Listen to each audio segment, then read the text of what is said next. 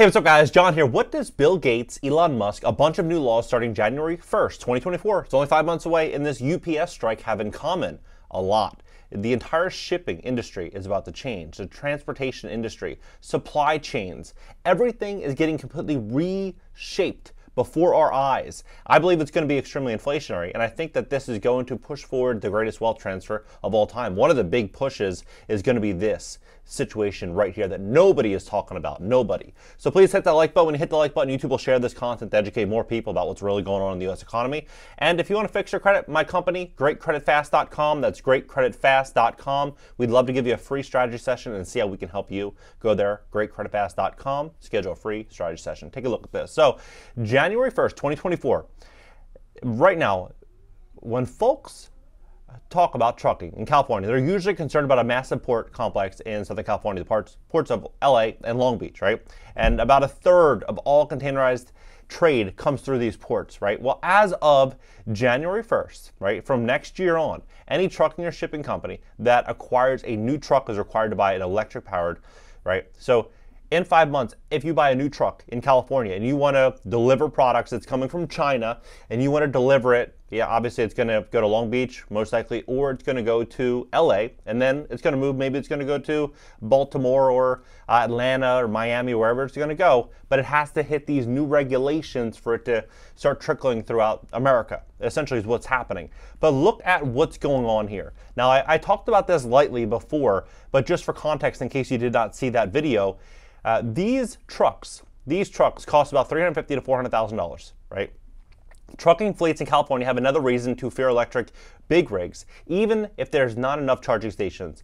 Even if there is enough charging stations, it takes longer for an electric truck to charge. It takes up fuel, up on a diesel rig.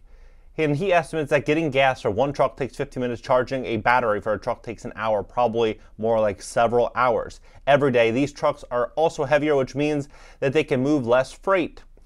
And overall, he believes the transition to electric trucks will require companies to double their fleet in order to haul the same amount of freight.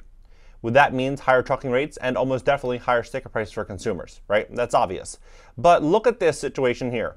This big UPS strike is going to impact 350,000 workers. And you see this buzzword that everybody's talking about right now, and you might think, well, how does this relate to trucking? How does this relate to UPS strike? Look at this. They're saying that one of the main reasons that they are disputing is because of extreme heat. 340,000 workers, they want more money. They want more money. So the big question is, are trucking companies going to pay UPS? Are they going to start issuing these wages? I mean, many people would say that they deserve it, right? Many people would say that because it's an inflationary environment we live in.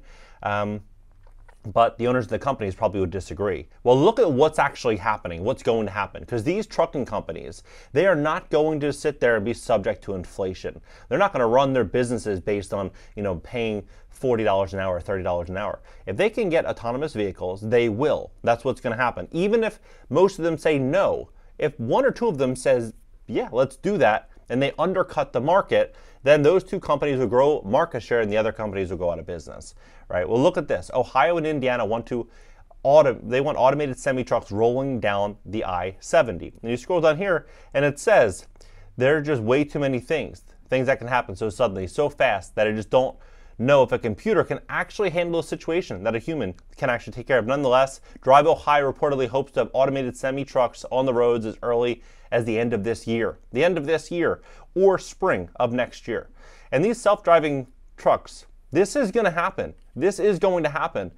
But it's going to be very interesting because I believe what's going to happen first is going to be becoming more normalized is these situations, these robo-taxis. We're already seeing them in Austin. Now they're coming in Miami, San Francisco, Philadelphia, some of these big cities. You're seeing it online, these robo-taxis.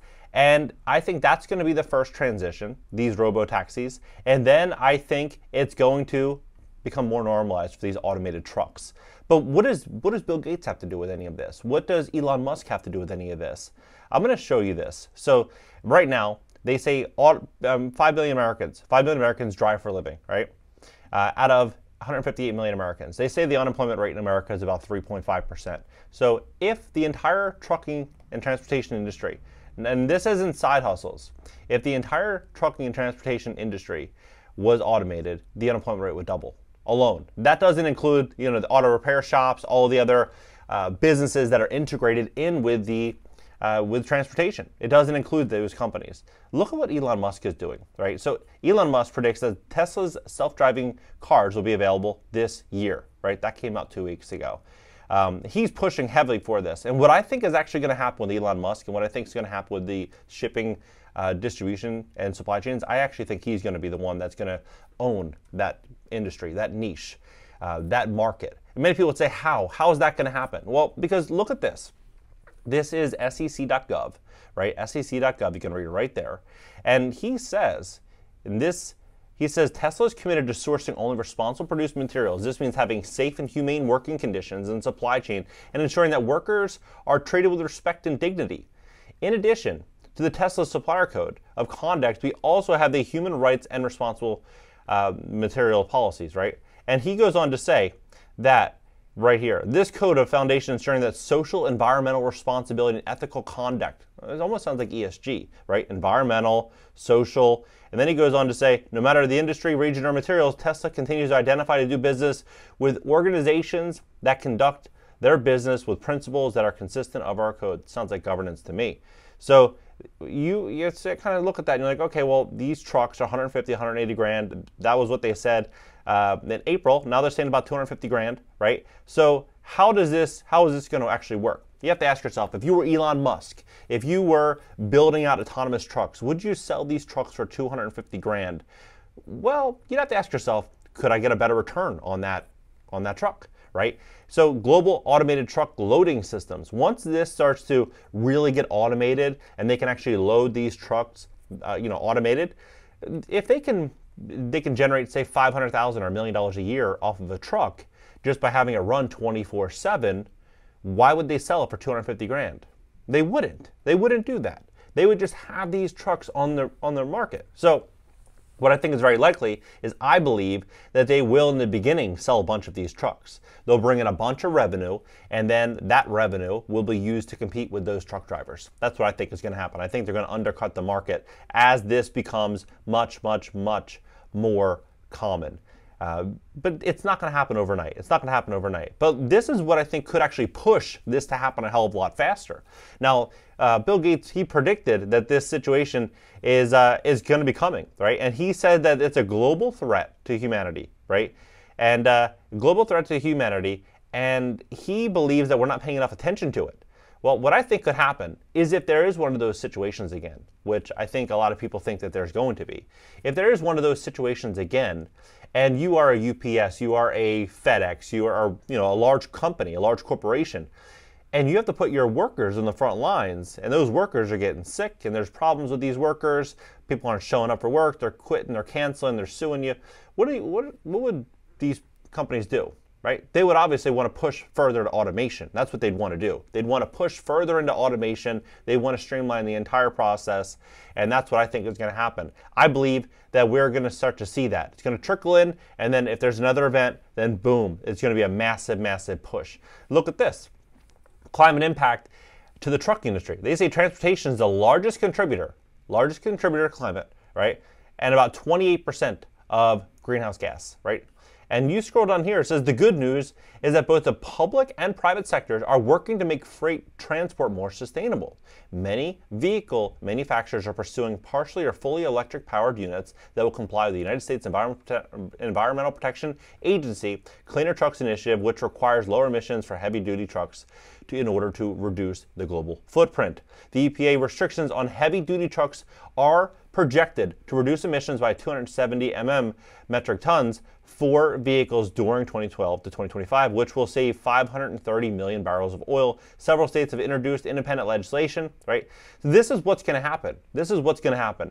We're going to witness the entire trucking industry get completely overhauled the next 10 years. No doubt, no doubt. I believe what's going to happen is going to be a slow trickle, though. I don't think it's going to happen overnight. I don't think it's going to be something that's just going to be really quick and easy. I think it's going to be a painful process, and I think it's going to be an extremely inflationary one, especially when we start to look at all these new regulations, everything that's coming in through California is going to be pushed out nationwide. What do you think about this situation? Do you think that we're going to witness Elon Musk essentially and Tesla essentially taking over the supply chain. That makes the most sense to me.